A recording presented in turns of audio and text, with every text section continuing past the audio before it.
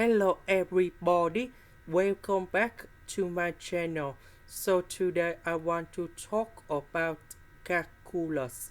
The topic today is about integration. So now I want to show you how to answer.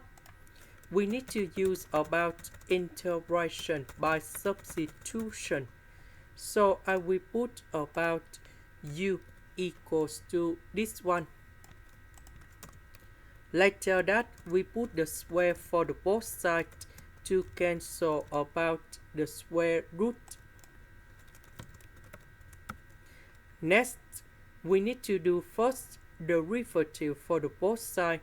This one we have to u du.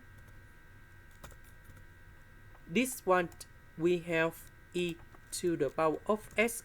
After we do first the derivative, this one that is about the constant, so you got 0 in here. The square root we change by u. This one we change by this one.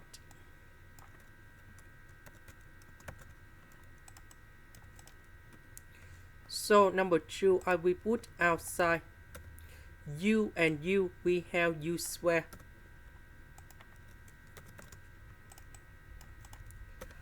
So the integration of u square, we have u to the power of 3 over 3, and I will put about c. About u, that is about this one.